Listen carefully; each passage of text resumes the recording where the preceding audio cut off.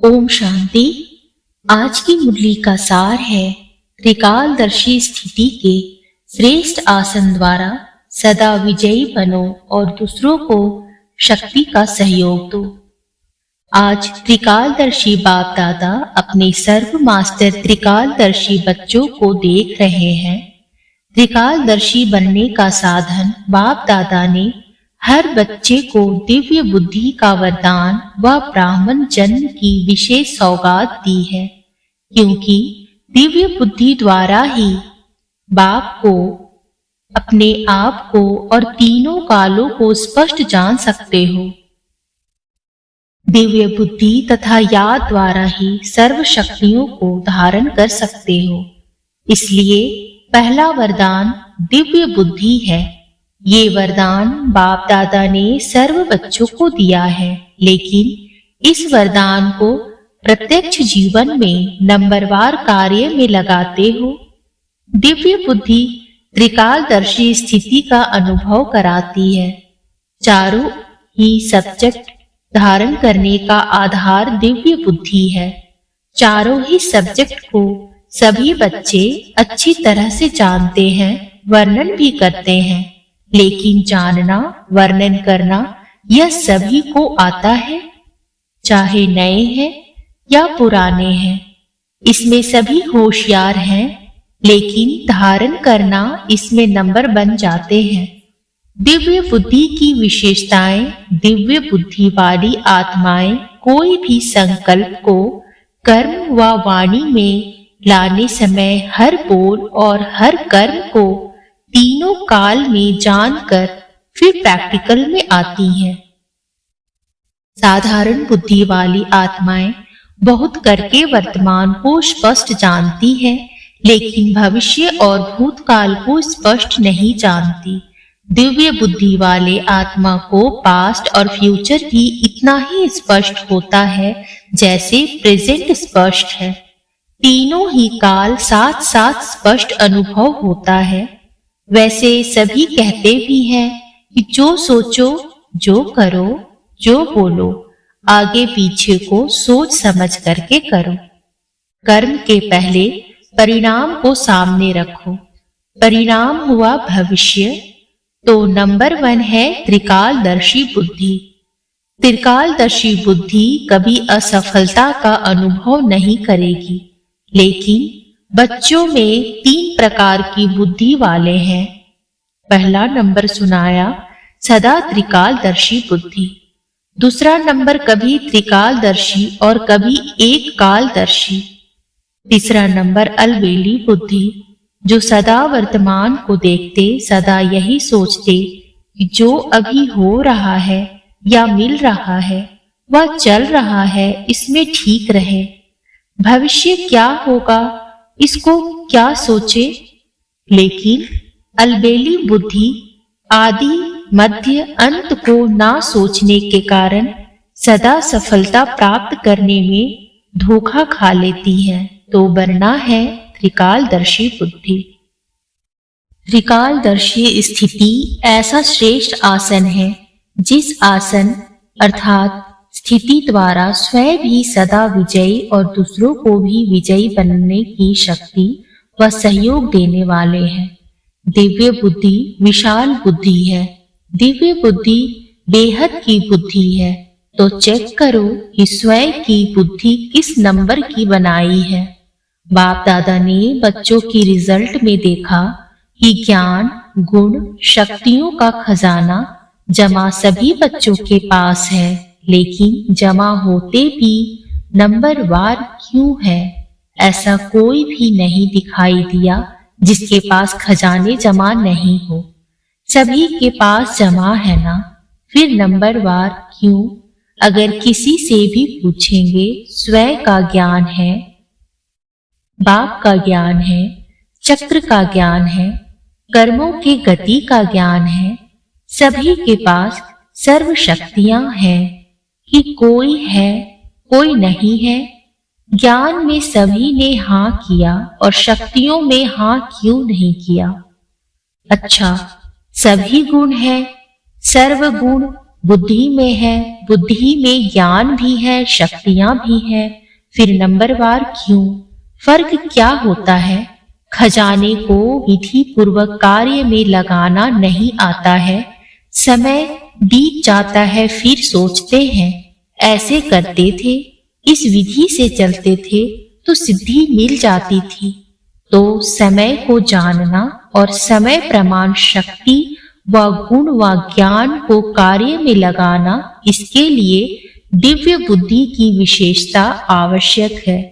वैसे ज्ञान की पॉइंट्स बहुत सोचते रहते हैं, सुनाते भी रहते हैं, कॉपियों में भी भरी हुई रहती है।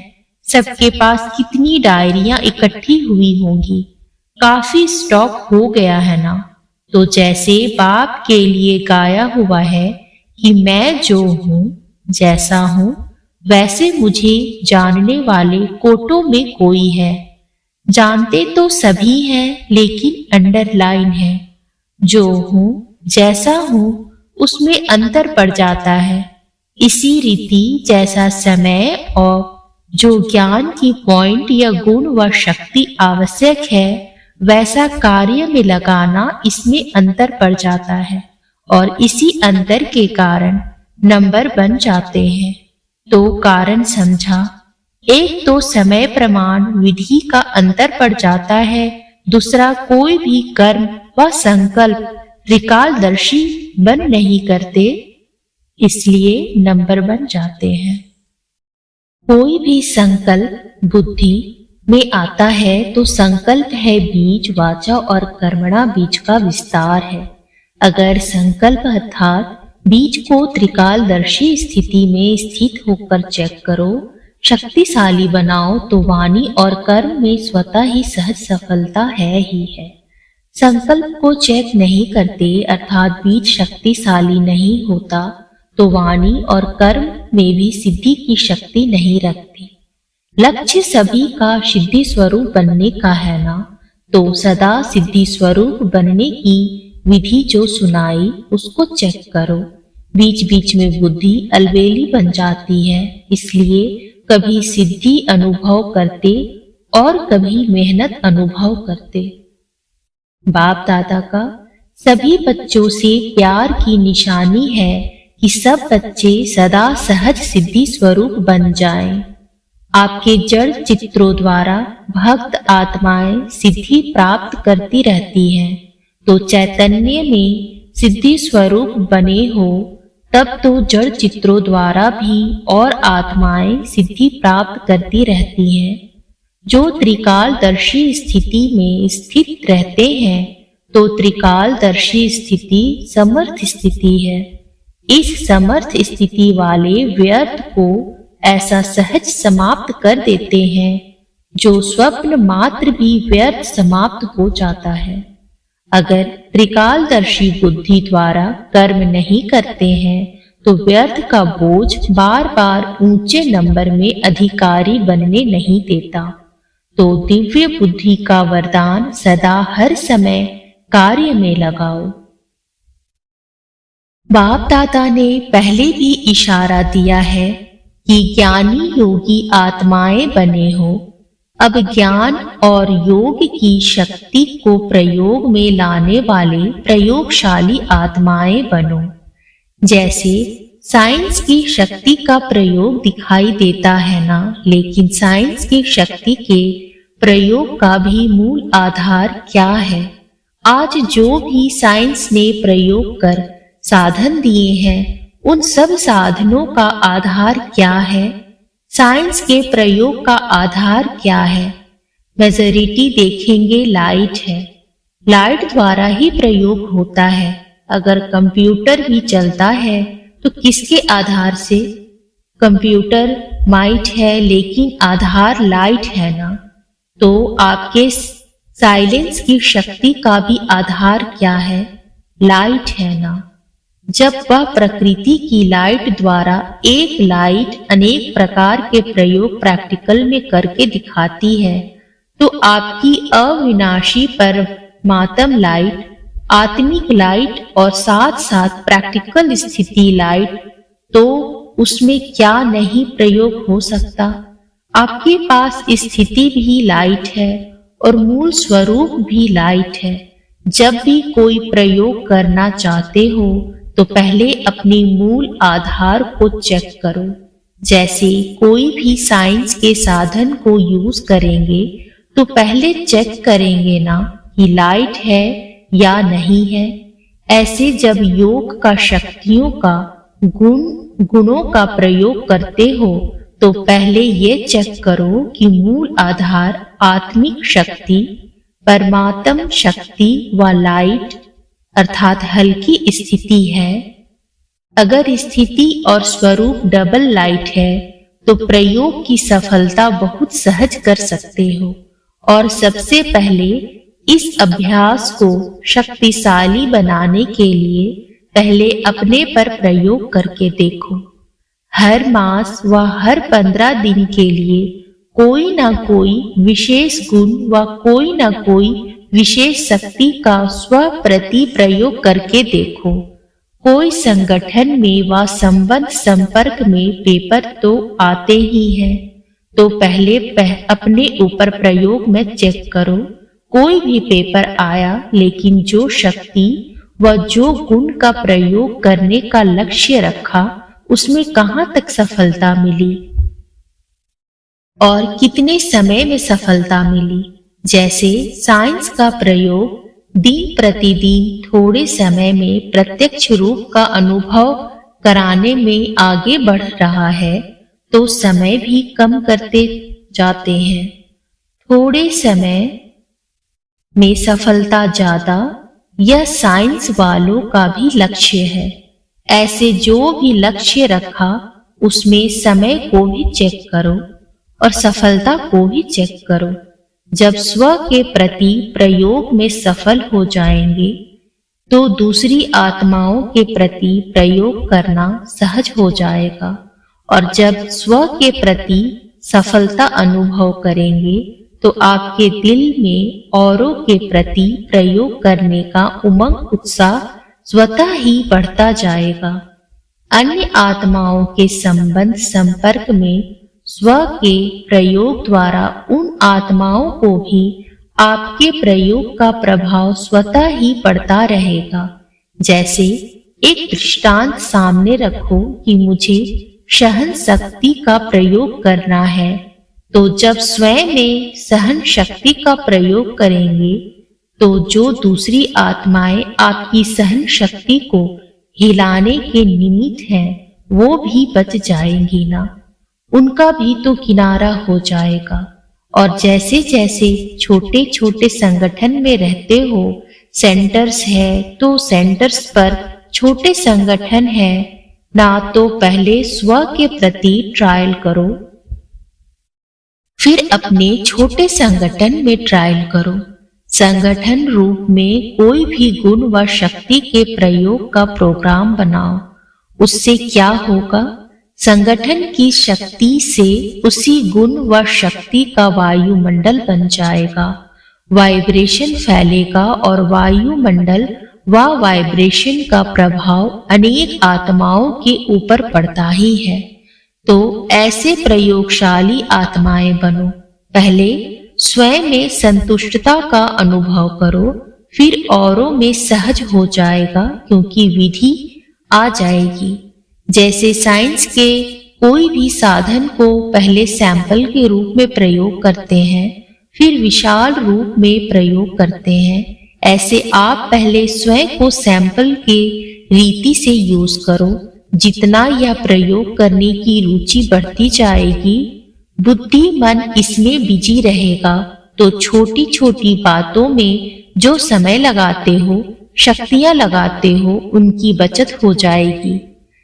सहज ही अंतर्मुखता की स्थिति अपनी तरफ आकर्षित करेगी, क्योंकि कोई भी चीज का प्रयोग और प्रयोग की सफलता स्वतः ही और सब तरफ से किनारा करा देती है। ये प्रयोग तो सभी कर सकते हो ना, कि मुश्किल है। इस वर्ष प्रयोगशाली आत्माएं बनो। समझा क्या करना है और हर एक स्वयं के प्रति प्रयोग में लग जाएंगे तो प्रयोगशाली आत्माओं का संगठन कितना पावरफुल बन जाएगा। यह संगठन की किरणें अर्थात वाइब्रेशन बहुत कार्य करके दिखाएगी। इसमें सिर्फ दृढ़ता चाहिए, मुझे करना ही है। दूसरों के अलबेलेपन का प्रभाव नहीं पड़ना चाहिए। आपकी दृढ़ता का प्रभाव औरों पर पड़ना चाहिए, क्योंकि दृढ़ता की शक्ति श्रेष्ठ है या अलबेलेपन की शक्ति श्रेष्ठ है। बाप दादा का वरदान है, जहां दृढ़ता है वहां सफलता है ही। तो क्या बनेंगे? प्रयोगशाली, त्रिकालदर्शी, आसनधारी। और तीसरा क्या करेंगे? जैसा समय वैसी विधि से सिद्धि स्वरूप। तो वर्ष का ये होमवर्क है। ये होमवर्क स्वतः ही बाप के समीप लाएगा। जैसे ब्रह्मा बाप को देखा, कोई भी कर्म करने के पहले आदि मध्य अंत को सोच समझ कर्म किया और कराया। अलबेलापन नहीं किया कि जैसा हुआ ठीक है, चलो चलाना है ही है। नहीं, तो फॉलो ब्रह्मा बाप। फॉलो करना तो सहज है ना, कॉपी करना है ना, कॉपी करने का तो अक्ल है ना। अच्छा, ये ग्रुप चांस लेने वाला ग्रुप है। एक्स्ट्रा लॉटरी मिली है। जो अचानक लॉटरी मिलती है तो उसकी खुशी ज्यादा ही होती है। तो ये लकी ग्रुप हुआ ना, चांस लेने वाला लकी ग्रुप। दूसरे सोचते रहते कब जाएंगे और आप पहुंच गए। अब डबल विदेशियों का टर्न शुरू होने वाला है। भारतवासियों ने अपनी लॉटरी ले ली। चारों ओर के डबल विदेशी बच्चों ने जो रिट्रीट का प्रोग्राम बनाया है उसमें मेहनत अच्छी की। विशेष निमित्त आत्माओं को समीप लाने की विधि अच्छी है और जितना हिम्मत रख आगे बढ़ते रहे हैं उतनी सफलता हर वर्ष श्रेष्ठ और श्रेष्ठ मिलती रही है। ऐसे अनुभव होता है ना। कोई समय था जो निमित्त विशेष आत्माओं से संपर्क करना भी मुश्किल लगता था, और अभी क्या लगता है? जितना सोचते हो उससे और ही ज्यादा आते हैं ना। तो ये हिम्मत का प्रत्यक्ष फल है। भारत में भी संपर्क बढ़ता जाता है। पहले आप निमंत्रण देने की मेहनत करते थे और अभी स्वयं आने की ऑफर करते हैं। फर्क पड़ गया है ना। वो कहते हैं हम चले और आप कहते हैं नंबर नहीं है। ये है हिम्मते बच्चे मददे बाप का प्रत्यक्ष स्वरूप।